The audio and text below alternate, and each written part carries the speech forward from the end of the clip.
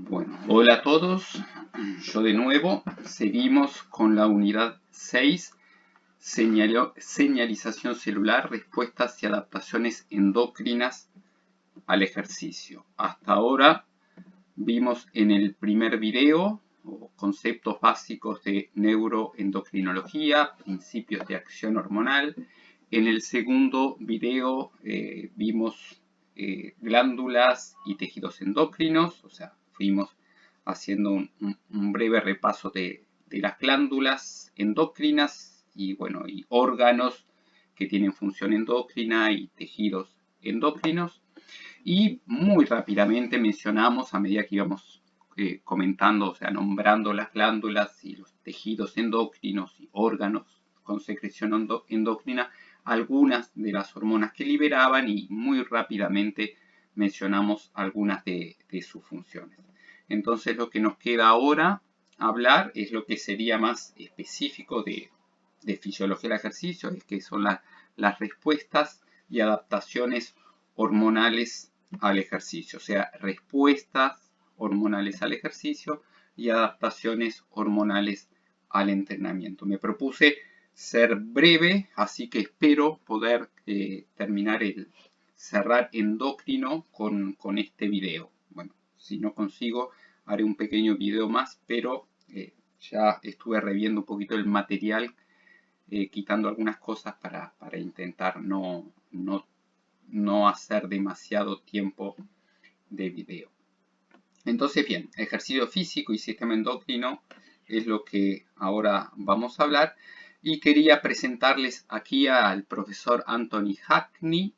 Este es un excelente académico y como persona aún mejor.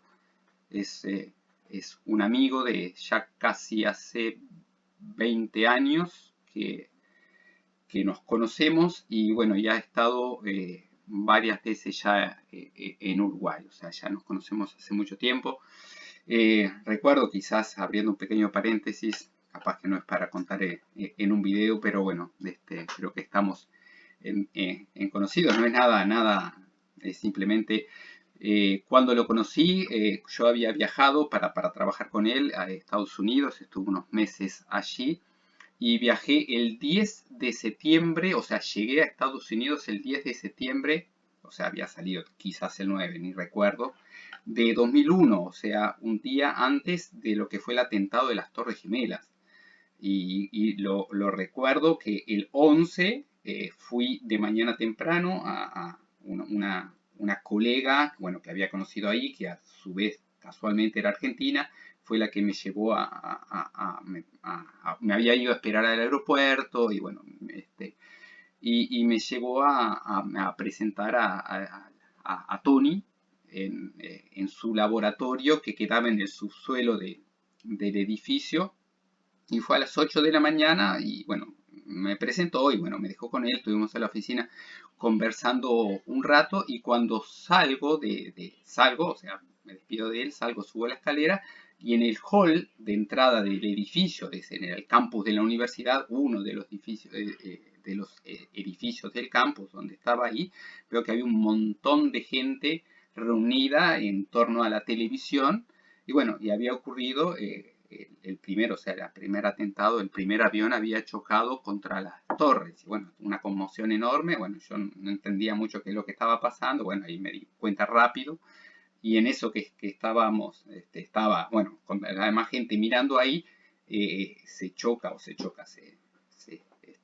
el segundo avión contra la torre, ¿no? Entonces, bueno, recuerdo esto, o sea, la vez que conocía, siempre recordamos que cuando nos conocimos fue justamente mientras estábamos conversando en la oficina, que había chocado el primer avión. Y bueno, una historia, bueno, quizás anecdótica, no muy agradable por lo que pasó, pero bueno, es ahí.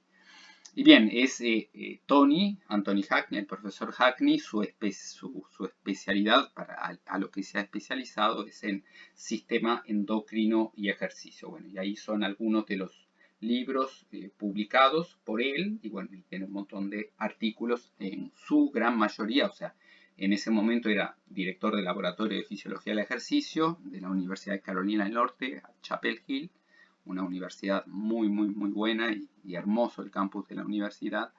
Y bueno, pero su especialidad o su área de investigación es sistema endocrino.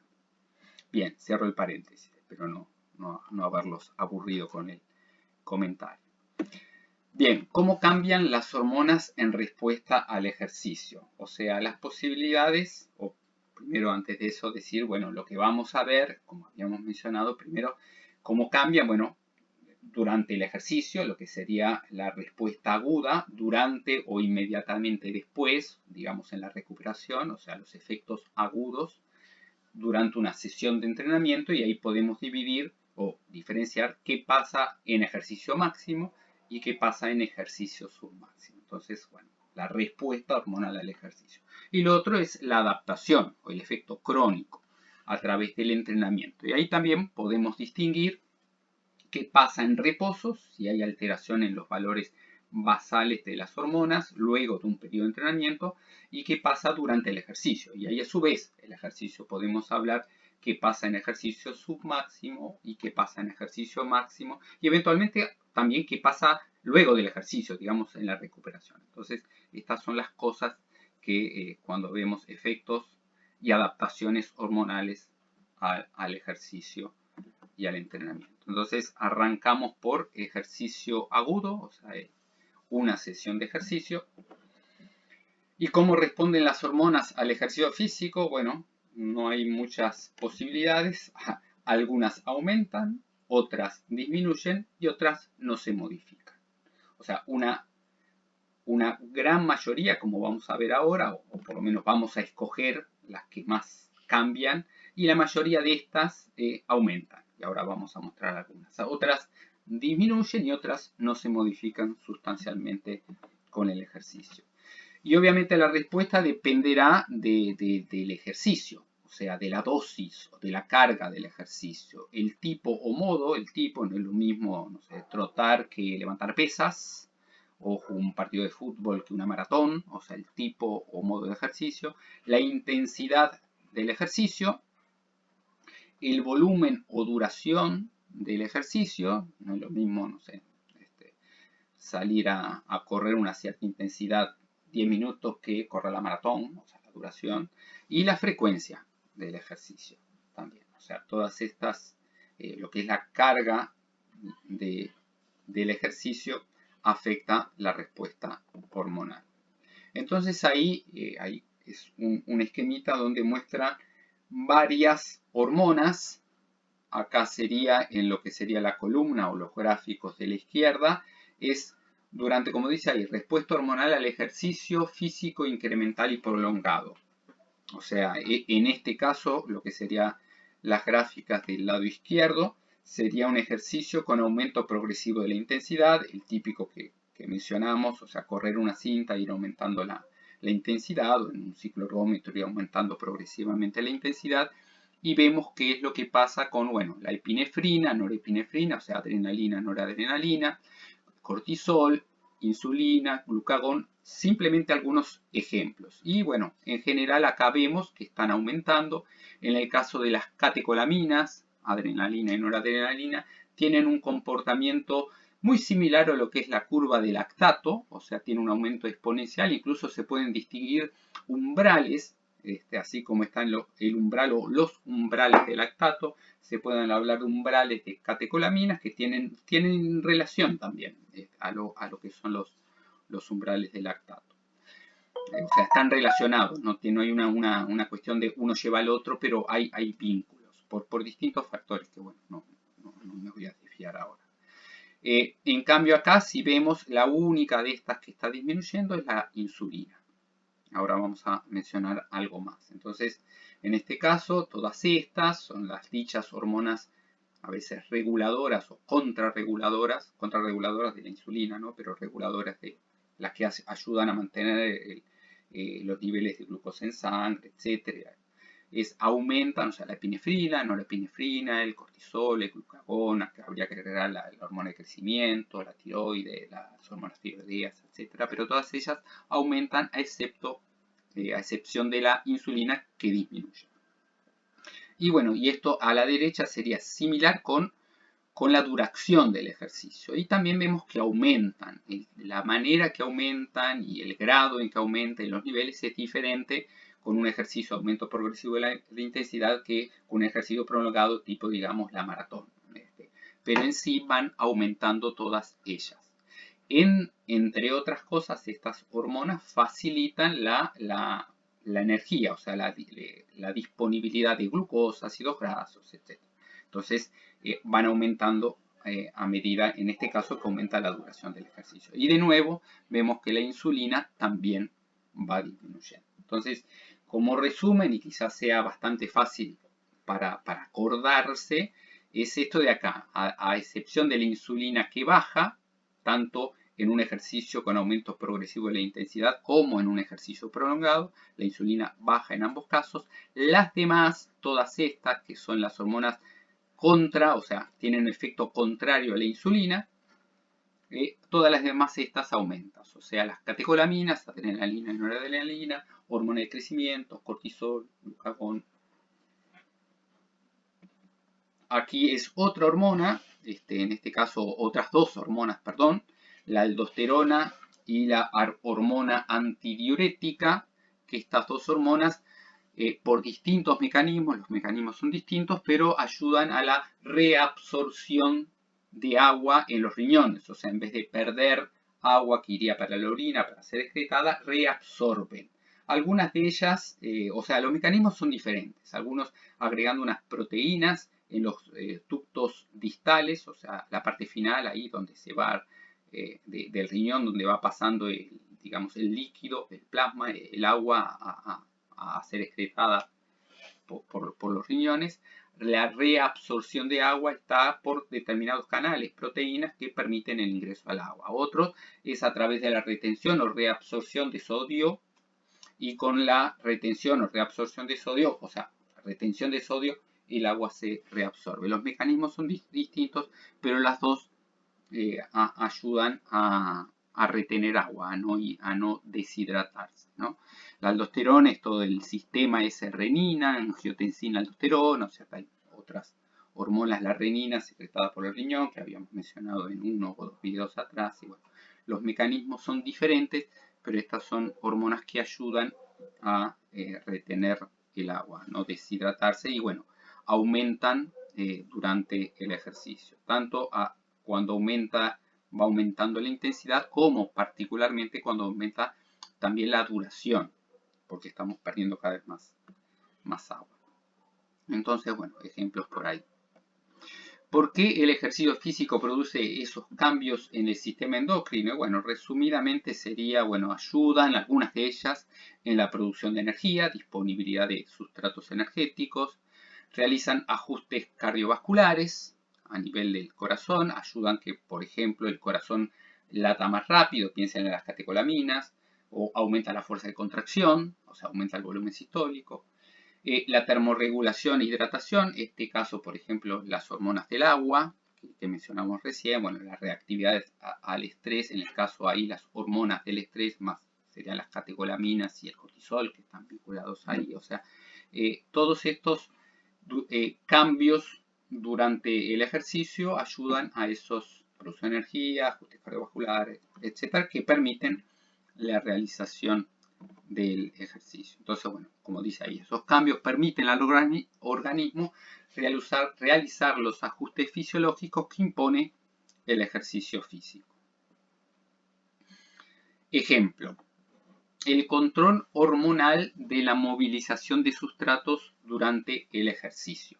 O sea, durante el ejercicio vamos necesitando sustratos energéticos, ¿no? Producir ATP, y para eso necesitamos los sustratos combustibles que me permiten llegar a producir ATP. Uno de los desafíos durante el ejercicio es, como dice ahí, es mantener la glucosa sanguínea. Pensamos, si el músculo o los músculos están consumiendo glucosa durante el ejercicio, bueno, y requerimos mantener los niveles de glicemia, o sea, los niveles de glucosa en sangre, ¿cómo es que mi organismo hace para mantener los niveles de glucosa en sangre, porque bueno, varios órganos necesitan glucosa, no solo los músculos, por ejemplo el cerebro también. ¿Cómo es que mantengo mis niveles de glucosa en sangre si es que mis músculos cada vez están utilizando más glucosa?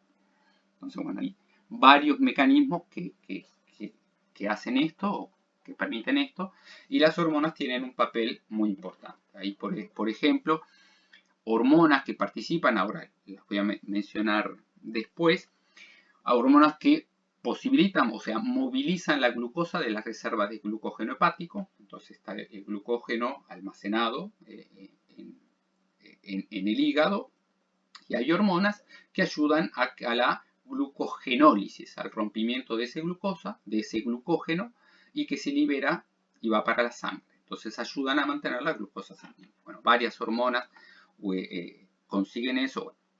Ahora las nombro, pero ya las catecolaminas, el glucagón, mismo el cortisol.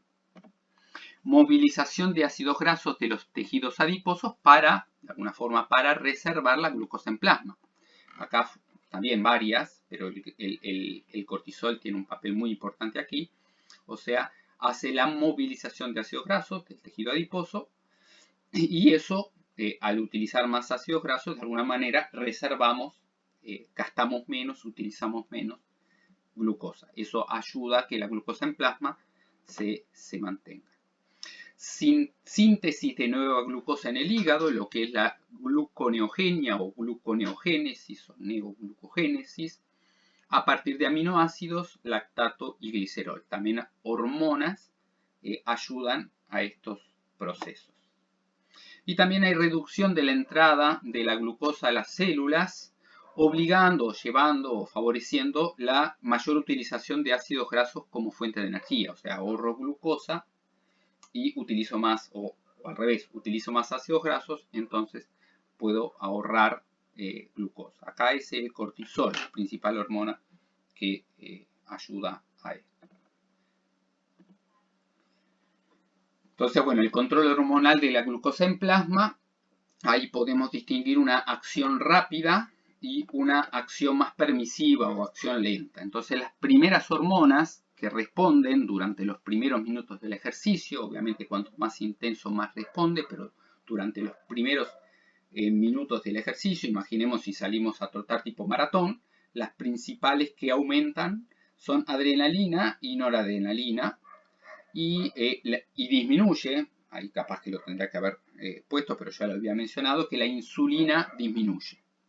Y el glucagón también aumenta. Ahí quizás el glucagón lo podría haber puesto en la segunda categoría, porque si bien bastante rápido aumenta el glucagón, es en menor medida o en menor rapidez que lo que son las catecolaminas, ¿no?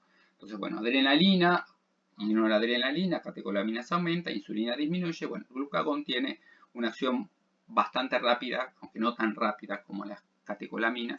Y las hormonas permisivas y de acción más lenta, que aumentan también, pero en general tienen más efecto a medida que va pasando el tiempo. Entonces, pensemos en el ejemplo de la maratón. Bueno, estas hormonas van a tener un efecto mayor, no al principio, en los primeros minutos, sino a medida que va pasando el tiempo. Y esas son el cortisol, hormona de crecimiento, hormonas tiroideas. Entonces ahí,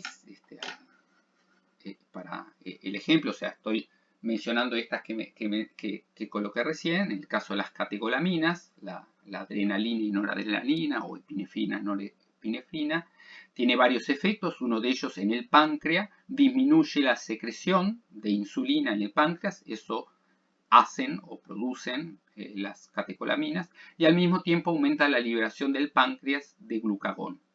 Entonces, esta disminución de la insulina y aumento de glucagón lleva a que el hígado, el glucógeno, se libere, o sea, la glucogenólisis en el hígado, y hace que el glucógeno pasa a glucosa y la glucosa pasa a la sangre. Entonces aumenta los niveles de azúcar en sangre, de glucosa en sangre, lo cual es disponibilidad de sustrato energético. Por otro lado, también las catecolaminas en el tejido adiposo hacen que los triglicéridos se rompan a través de una hormona, que es la lipasa, hormona sensible, y el triglicérido se separa en glicerol y ácidos grasos. Esos ambos van para la sangre, ácidos grasos en la sangre, en el plasma, es combustible que puede, bueno, tiene que ser transportado por la albúmina, etc. Recordamos que las grasas no se transportan en forma libre en el plasma, pero bueno, esos ácidos grasos se unen a la albúmina, son transportados y por la célula muscular son captados y utilizados, bueno, por el músculo como fuente de energía. Entonces ahí es un ejemplo como las catecolaminas ayudan a producir, o sea, energía, o sea, los sustratos, disponibilidad de sustratos energéticos que van a servir para la producción de energía. Acá el otro ejemplo es el cortisol. Entonces el cortisol tiene diversos efectos a nivel del músculo, hace la proteólisis, o sea, y eso, bueno, en situaciones, por supuesto, en este es fisiológico y se necesita esto, pero bueno, uno de los efectos, por ejemplo, de medicaciones con cortisol crónico, o sea, tener que tomar cortisol, etcétera. Bueno, hay personas que tienen que hacerlo, pero bueno, uno de los efectos es que rompe músculos, ¿no? O sea, las proteínas musculares, o sea, se rompen en aminoácidos y esos aminoácidos van a la sangre y en el hígado esos aminoácidos, bueno, similar en el tejido adiposo, lo que hace el cortisol también es lo que la lipólisis, ¿no? Los triglicéridos se rompen en ácidos grasos y glicerol, ambos pasan al torrente sanguíneo. El glicerol y los aminoácidos en el hígado ayudan en lo que es la neoglucogénesis, a formar glucosa. Esa glucosa luego sale a la sangre, bueno, y ahí nuevamente disponibilidad de sustrato energético. En el caso del tejido adiposo, esos triglicéridos que se rompían en ácidos grasos y glicerol y pasaban a la sangre, esos ácidos grasos en la sangre son transportados, reitero, unidos a la albúmina y que van a ser utilizados también por el músculo para ser oxidados. Y el cortisol también, lo había mencionado, disminuye el ingreso de la glucosa a la célula, lo cual favorece la mayor utilización de ácidos grasos. Y similar, o sea, las hormonas tiroideas también ayudan, o sea, a través de la activación de genes, tiene efectos a nivel metabólico, en el metabolismo oxidativo, aumentando el metabolismo, aumentando la producción de calor y aumentando la producción de ATP vía glucosa y ácidos grasos. Y por otro lado, efectos endocrinos o neuroendocrinos, aumenta a través, en el caso, aumenta o favorece los efectos de la epinefrina, de la adrenalina, del glucagón, de la hormona de crecimiento. Todas ellas, como habíamos visto recién, favorecen la disponibilidad de sustratos energéticos para el ejercicio. Entonces, en este caso, las hormonas tiroideas también tienen un efecto sinérgico con otras hormonas, en este caso glucagón, hormona de crecimiento y adrenalina. Recordamos en el primer video, creo, que habíamos visto que había varios factores que pueden afectar la respuesta hormonal al ejercicio y mencionamos, sin detenernos en eso, sexo, edad, estado nutricional, etc. Y aquí habría que agregar algunos más, por ejemplo, el entrenamiento o la competencia. Y ahí, bueno, la competencia tiene un efecto más emocional también, que también produce, no es lo mismo durante el entrenamiento que en la competencia, más que nada por todo lo emocional, lo afectivo que la competencia pone en juego. Tipo y carga de ejercicio, tipo de recuperación. No es lo mismo una recuperación corta que una recuperación larga. Por ejemplo, si pensamos en trabajos de fuerza, ahí no hablamos ahora, los ejemplos que colocamos eran más ejercicio tipo aeróbico, pero bueno, ejercicio de fuerza aumenta la liberación de hormonas también, catecolaminas también, por supuesto, pero también testosterona, hormona de crecimiento. Bueno, dependiendo de la carga, dependiendo de las pausas, también eso tiene efectos sobre las secreciones hormonales. Bien, entonces hablamos muy rápidamente de lo que sería y ejemplos de respuesta endocrina al ejercicio, o sea, durante el ejercicio. Y ahora lo que sería el efecto crónico del entrenamiento. Y ahí podemos distinguir qué pasa a nivel basal, o sea, en reposo, qué pasa en ejercicio submáximo y qué pasa en ejercicio máximo. Estoy mirando el reloj y veo que son 25 minutos, entonces hago simplemente para que el video no quede tan largo, voy a cortar ya y retomo enseguida y hago, creo que sí, el último video de unos minutos, tal vez más o menos lo mismo. Así que paro por acá para no hacer tan largo el video. Hasta ahora.